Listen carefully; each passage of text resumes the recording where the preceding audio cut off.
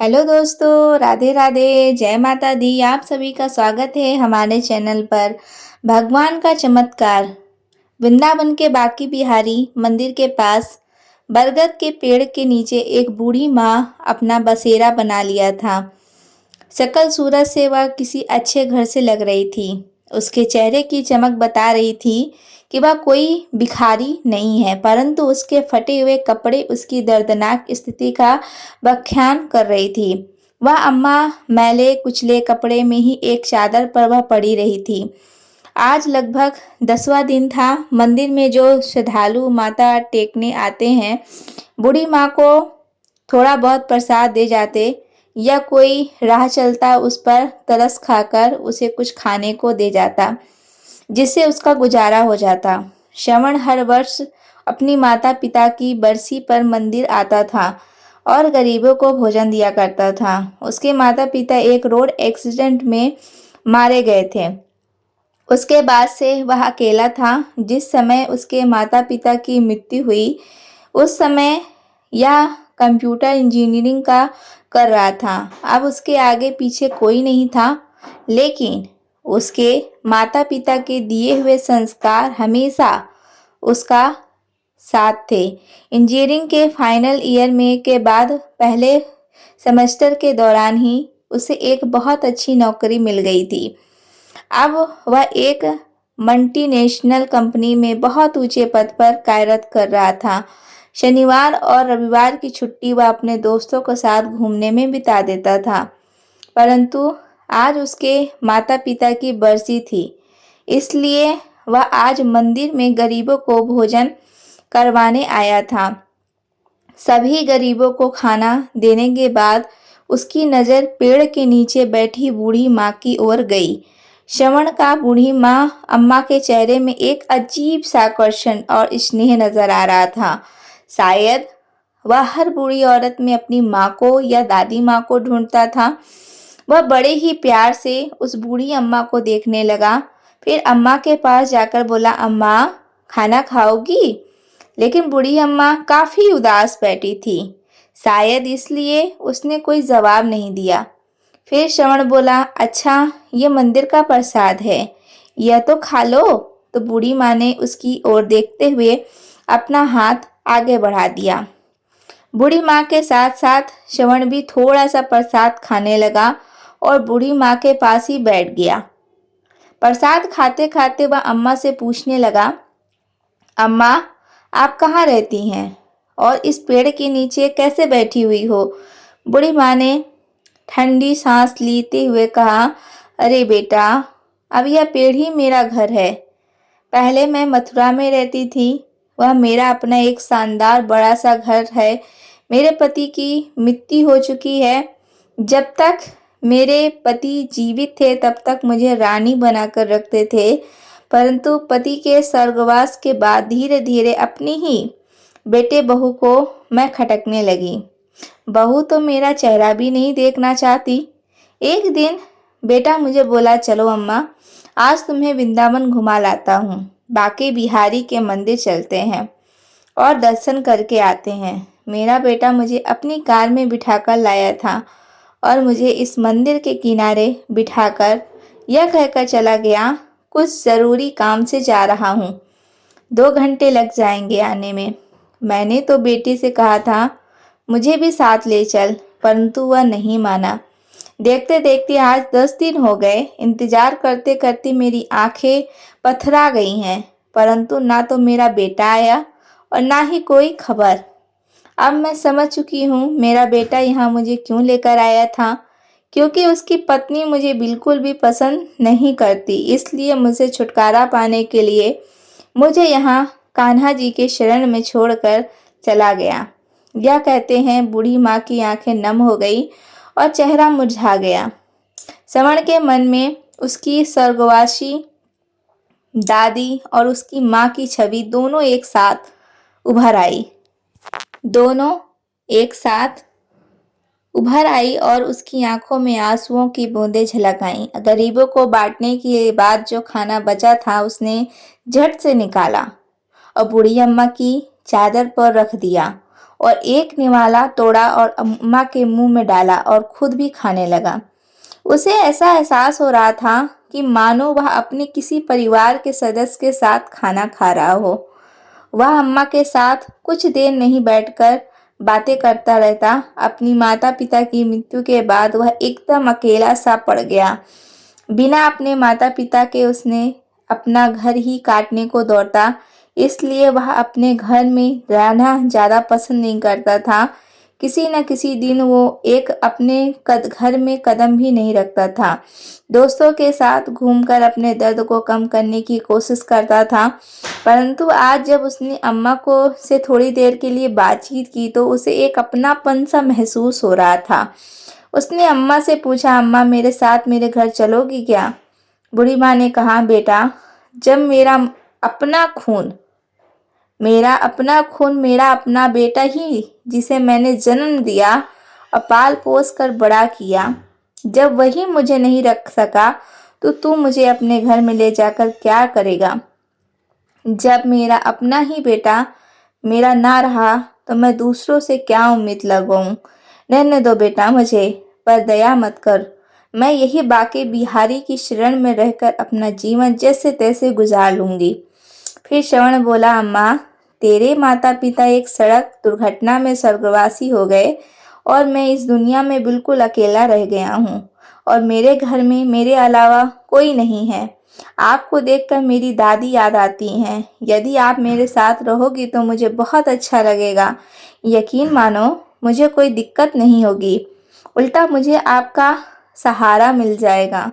दिन भर के काम के बाद जब मैं घर लौटूंगा तो कम से कम देखने के लिए आपकी सूरत तो होगी ना। आपके अगर हो सके तो मेरे लिए खाना भी बना दिया करना और घर की देखभाल कर लेना। आपको भी रहने के लिए घर मिल जाएगा और मुझे भी अपनी माँ और दादी का प्यार, ठंडी छाँव मिल जाएगी। तभी अम्मा ने कहा, बेटा तुम भावनाओं में बहकर यह बात कर रहे हो, परंतु मुझे मालूम है 2 दिन में ही तुम मुझे बोझ लगने लगोगी और फिर तुम भी मुझे निकाल दोगे।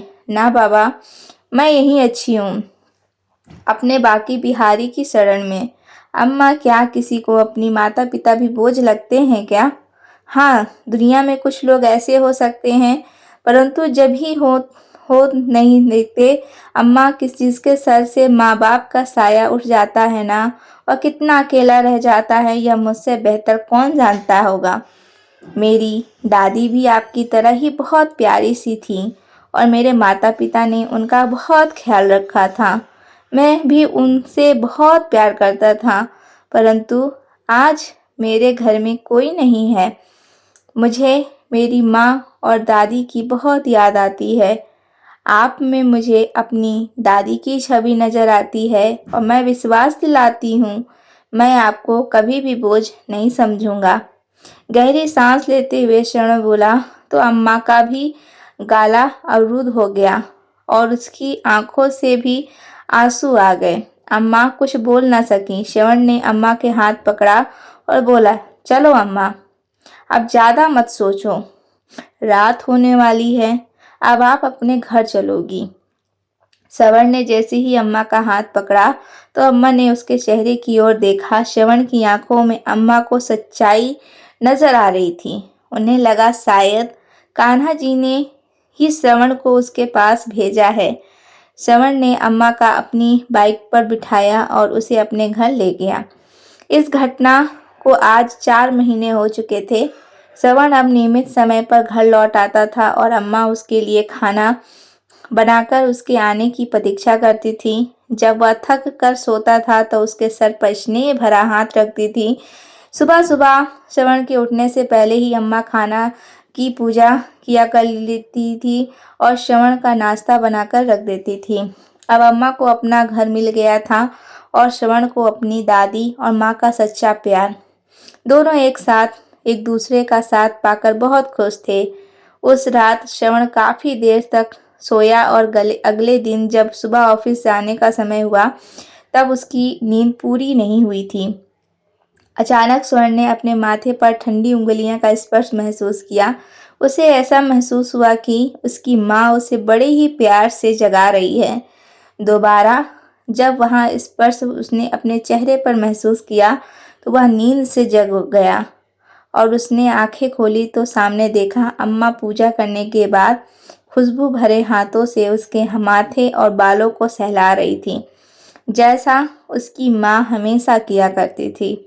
श्रवण ने अम्मा का हाथ अपने हाथों में लेकर अपने होठों से चूमा और वापस उस हाथ को अपने माथे पर रख लिया और बोला, अम्मा आपका आशीर्वाद मुझे जीवन भर के लिए चाहिए।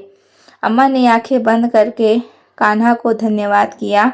उन्होंने उसे श्रवण से मिलाया और फिर बोली, बेटा ऑफिस जाने का समय हो गया है। फिर श्रवण बोला, अम्मा मैंने अपने दोस्तों के साथ मिलकर एक छोटी सी फैक्ट्री खोलने का फैसला किया है। आज मैं ऑफिस नहीं जाऊंगा, बस इस फैक्ट्री की शुरुआत करनी है। आज 11 बजे हम फैक्ट्री की पूजा करेंगे और वह पूजा आपके हाथों से होगी। आप तैयार रहना। यह सुनकर अम्मा बड़ी खुशी हुई और बोली बेटा तुमने बिल्कुल सही फैसला लिया है। वक्त के साथ साथ और भगवान के आशीर्वाद से तुम्हारी ये छोटी सी फैक्ट्री एक दिन बहुत बड़ी फैक्ट्री बदलेगी। यह मेरा विश्वास है और मेरा आशीर्वाद हमेशा साथ है। ऐसा कहते हुए अम्मा की आंखों में आशा की एक नई किरण दिखाई देने लगी। श्रवण ने अपने दोस्तों के साथ मिलकर फैक्ट्री खड़ी कर दी और उस फैक्ट्री में अच्छी गुणवत्ता की उत्पाद बनाए। उन सभी की मेहनत का कारण फैक्ट्री की प्रगति बड़ी ही तेजी से हो रही थी। श्रवण अब एक और नई फैक्ट्री शुरू करने के विचार कर रहा था, जिस कारण वह और भी ज़्यादा व्यस्त होता जा रहा था। एक दिन अम्मा बोली, बेटा तुम तो अपने जीवन में बहुत ज़्यादा व्यस्त होते जा रहे हो, परंतु यह बात याद रखो कि केवल काम ही जीवन का उद्देश्य नहीं होता। तुम्हें काम के लिए भी एक सहारे की आवश्यकता है। क्यों न एक अच्छी सी लड़की ढूंढकर तुम्हारी शादी कर दी जाए। अम्मा की बात श्रवण को भी उचित लगी। वह बोला, अरे अम्मा अपनी ज़िंदगी में मैं इतना व्यस्त हो गया हूँ कि इस बारे में कभी बात करने का समय ही नहीं मिला। मेरी निगाह में एक लड़की है सरिता, जो मुझे बहुत पसंद है, लेकिन मैंने उससे कभी बात नहीं की। सरिता श्रवण की माँ की सहेली की बेटी है, जो पढ़ाई पूरी करने के बाद इस शहर में नौकरी कर रही थी। श्रवण की उससे मुलाकात कभी कभार हो जाती थी। श्रवण को सरिता का स्वभाव, बातचीत करने का तरीका बहुत अच्छा लगता था। अम्मा श्रवण के साथ सरिता के घर गई, उसके माता पिता से बातचीत की और श्रवण और सरिता की शादी का प्रस्ताव दिया। सरिता के पिताजी ने तुरंत ही हाँ कर दी। बस फिर क्या था, कुछ ही दिनों बाद श्रवण सरिता को दुल्हन बनाकर अपने घर ले आया। सरिता अम्मा के गुणों से और उनके स्नेहा से बहुत प्रभावित हुई। जितना प्यार श्रवण अम्मा से करता था, उससे कई ज़्यादा लगाव सरिता का अब अम्मा से हो चुका था। सरिता हमेशा सोचती थी कि ना जाने अम्मा उसके दिल की हर बात को कैसे जान लेती हैं और कैसे उसकी हर चाहत को उसके कहे बिना पूरा कर देती हैं। समय बीतने लगा और श्रवण के घर 2 जुड़वा बच्चे ने जन्म लिया, एक बेटा और एक बेटी। श्रवण का घर तो जैसे खुशियों से भर उठा था। अम्मा जी अब सही मायने में दादी बन चुकी थीं। अब उनकी मुख्य जिम्मेदारी श्रवण और सरिता नहीं, बल्कि अम्मा के पोता और पोती थे। अब अम्मा का बिस्तर अपने पोता और पोती के कमरे में लगा दिया गया था, ताकि वे दोनों अम्मा का स्नेह और छांव में रहें, उनकी संस्कारों के साथ पले बढ़े। बिना दादी के दोनों बच्चे एक समय का खाना तक भी नहीं खाते थे। जब भी बच्चे मम्मी पापा के साथ बाजार जाते तो जिद करके दादी को हमेशा अपने साथ लेकर जाते। सरिता और श्रवण भी दोनों बच्चों की जिम्मेदारी अम्मा को देकर बिल्कुल बेफिक्र हो चुके थे। सरिता अपनी पति श्रवण के साथ उसके काम में पूरी मदद करती थी। श्रवण को भी सरिता का रूप में बहुत अच्छा जीवन साथी मिल गया था, जिस कारण उसकी फैक्ट्री अब नई ऊंचाइयों को छू रही थी। उसकी फैक्ट्री की शाखाएं अब देश की अलग अलग शहरों में स्थापित हो चुकी थीं, जिनमें हजारों कर्मचारी कार्यरत करते थे। उधर अम्मा का बेटा निशांत, जो अम्मा को दर दर की ठोकरें खाने के लिए छोड़कर चला गया था, वह रह रहकर अपराध बोध में ग्रसित हो रहा था। अपनी निष्पाप और निरपराध माँ के साथ किया गया व्यवहार उसे पल पल कोचता रहता था। समय के साथ साथ उसका यह अपराध बोध बढ़ जा रहा था। अपने घर के झगड़ों से दुखी होकर और अपनी पत्नी के साथ सुखी जीवन जीने का चाह में उसने अपनी माँ का त्याग कर दिया था।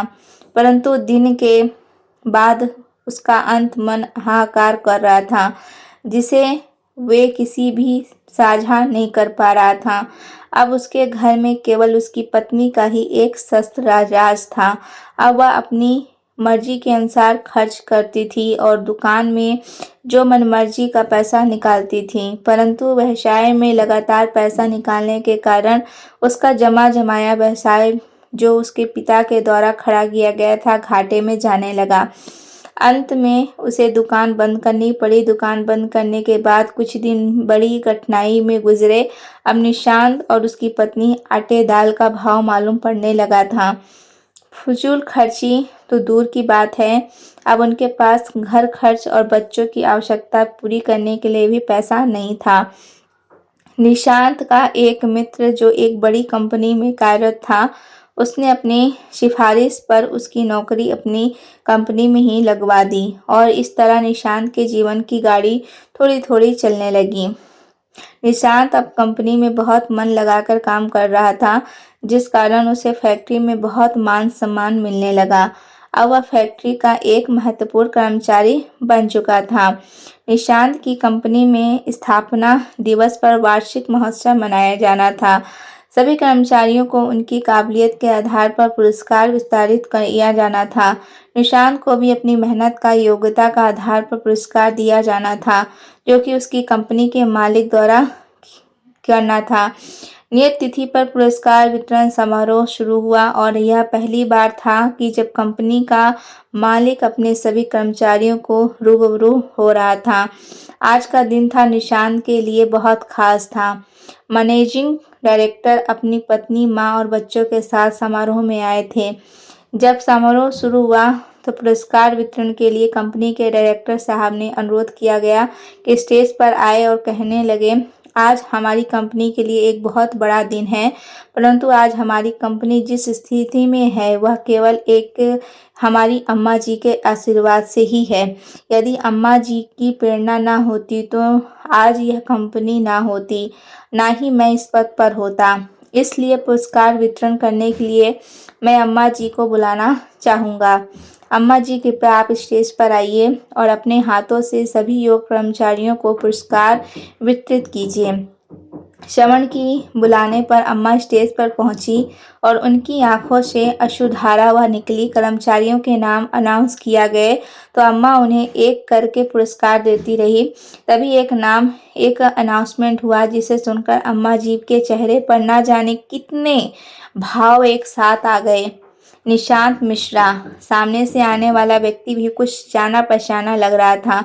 अम्मा ने ध्यान से देखा तो सचमुच उनका बेटा ही था, निशांत मिश्रा, जो उन्हें तीर्थ यात्रा का साझा देकर बड़ी ही बेदर्दी से छोड़कर गया था, जिसे उसके बाद अपनी माँ का ख्याल तक नहीं आया। अम्मा सोचने लगी, अब तक तो शायद मैं तड़प तड़प कर मर गई होती यदि मेरा बेटा श्रवण मुझे ना ले जाता। प्यार और नफरत के भाव एक साथ अम्मा के चेहरे पर उभर आए। अम्मा को ऐसा महसूस हुआ जैसे दुनिया बड़ी तेजी से घूम रही है। बड़ी मुश्किल से उन्होंने खुद को संभाला और किसी अपरिचित की तरह निशांत को पुरस्कार थमा दिया और अपना मुंह दूसरी तरफ फेर लिया। निशांत ने ध्यान से देखा, देने वाली महिला कोई और नहीं उसकी माँ थी।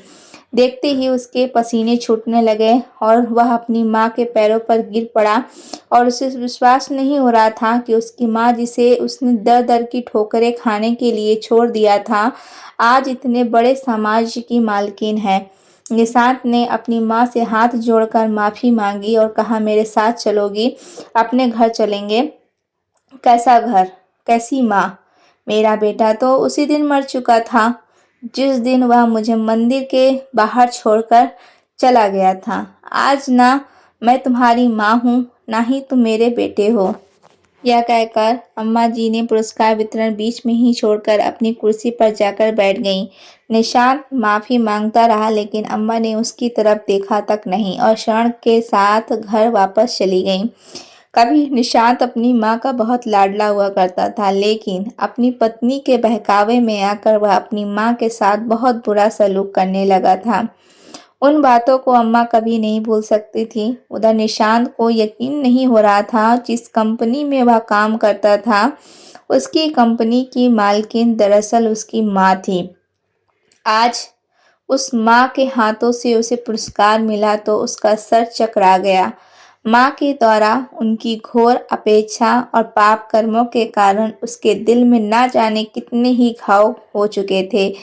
हर पल उसे अपनी माँ की याद सता रही थी। अपनी करतूत उसे झंखोर कर रख दे रही थी, चोट पहुंच रही थी। इस दिन रविवार को जब उसके ऑफिस की छुट्टी हुई तो वह अपनी पत्नी नीता को लेकर स्कूटर पर राधा रानी के मंदिर दर्शन के लिए गया। वह राधा कृष्ण की मूर्ति के सामने हाथ जोड़कर खड़ा हुआ। उसे ऐसा लगा जैसे भगवान भी कुटिल दृष्टि से उसके द्वारा किए गए घोर पाप के लिए उस पर हंस रहे हैं। घबरा कर उसने आंखें खोली। पूजा पाठ करके मंदिर से आते हुए उसका अपराध बोझ के कारण उसकी मानसिक स्थिति बिगड़ी हुई थी, जिस कारण सामने से ट्रक नजर नहीं आया और तेज धमाके के साथ स्कूटर ट्रक से टकरा गया। वे दोनों बड़ी बुरी तरह से घायल हो गए। निशांत की स्थिति गंभीर बनी हुई थी। उसके पैर की हड्डी टूट चुकी थी और उधर उसकी पत्नी नीता को पैरालिसिस हो चुका था। जब उसे होश आया तो वह दहाड़े मारकर रोने लगी। अब घर पर दोनों बच्चे की देखरेख के लिए कोई नहीं था। नेता के मायके से उसके भाई भाभी उसका पता करने के लिए आए, परंतु थोड़ी देर हालचाल पूछकर वे दोनों चलते बने। निशांत के दोस्त ने सारी घटना जानकारी कंपनी के मालिक श्रवण को दे दी। जब श्रवण फोन पर उससे बात कर रहा था तो अम्मा वहीं बैठकर उसके साथ चाय का नाश्ता कर रही थी। निशांत मिश्रा का नाम सुनकर अम्मा चौंक उठी। उसने श्रवण से पूछा कि क्या हुआ, किस बारे में बात हो रही है। तो श्रवण ने सारा हाल कह सुनाया। उसकी कंपनी की एक कर्मचारी निशांत मिश्रा का एक्सीडेंट हो गया है, वह गंभीर रूप से घायल है। यह सुनकर अम्मा रोने लगी। श्रवण ने जब अम्मा से उसके रोने का कारण पूछा तो अम्मा ने सारी बात कह सुनाई। तब श्रवण ने बोला, अम्मा, कर्मों का फल तो भोगना ही पड़ता है। उसने जैसे कर्म किए थे उसे फल मिलना ही था, लेकिन अम्मा का दिल अंदर ही अंदर अपने बच्चों के लिए तड़प रहा था।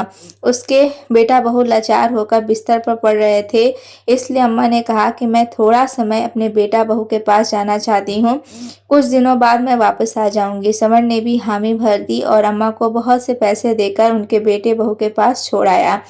अम्मा ने अपने बेटे और बहू को एक अच्छे से अस्पताल में भर्ती करवाया, जहां उनका पूरा ध्यान रखा जाने लगा। उनके बच्चों को संभाला और साथ ही साथ उनकी दुकान को भी फिर से खड़ा किया। जो पैसे श्रवण ने दिए थे उन पैसों से अम्मा ने अपने बेटे बहू का गृहस्थी संभालने में लगाया। हर कदम पर श्रवण ने अम्मा की पूरी मदद की। एक औरत तो निशांत तबीयत अब कुछ सुधरने लगी थी, दूसरी ओर उसका कारोबार भी पहले की तरह चमक उठा था। उनकी गृहस्थी कुछ ही समय में अम्मा ने व्यवस्थित कर दी। जब उन दोनों को अस्पताल से छुट्टी हुई तो वह घर लौटे और वह दोनों अम्मा से माफ़ी मांगने लगे। वह अपने किए पर शर्मिंदा थे। अम्मा की बहू बोली, अम्मा जी, जिस हमने घर से बाहर निकाल दिया था वही आज घर में लक्ष्मी बनकर आई हैं। अम्मा जी, मैं आपको समझ नहीं पाई। हम लोगों ने आपका अनादर किया, हमारी इस करनी की सज़ा हमें मिली है। दोनों बेटा बहू अम्मा के पैरों पर पड़ गए और अम्मा ने भी उन दोनों को माफ़ कर दिया और अपने पोता पोती को खूब दुलार किया। कुछ दिन वहाँ रहने के बाद अम्मा ने कहा, तबीयत भी ठीक हो चुकी है और तुम अपनी गृहस्थी को संभाल सकते हो। तुम्हारी दुकान भी खूब अच्छी चल रही है, इसलिए अब मैं चलती हूँ। मेरा बेटा, मेरा परिवार मेरा इंतजार कर रहा है। यह कहकर अम्मा ने अपना बैग तैयार कर लिया। बेटा बहू ने अम्मा को जाने से रोकने की बहुत कोशिश की, परंतु अम्मा ने कहा, मेरा बेटा श्रवण मुझ पर जान छिड़कता है, अब वही मेरा बेटा है, इसलिए अब मुझे जाना ही होगा। बाहर श्रवण अम्मा को लेने के लिए बाहर की गाड़ी आ चुका था। उन दोनों को बहुत मनाया, परंतु अम्मा नहीं रुकी और चल दी। ये थी कहानी। आपको कैसी लगी? ये था भगवान का चमत्कार। तो आपको ये कहानी अगर पसंद आई होगी तो हमारे चैनल को सब्सक्राइब कर लीजिएगा, वीडियो को लाइक कर दीजिएगा और एक हाइप का ऑप्शन आता है, उसको हाइप भी कर दीजिएगा और कमेंट सेक्शन में जय श्याम बाबा ज़रूर लिख के जाइएगा। राधे राधे दोस्तों।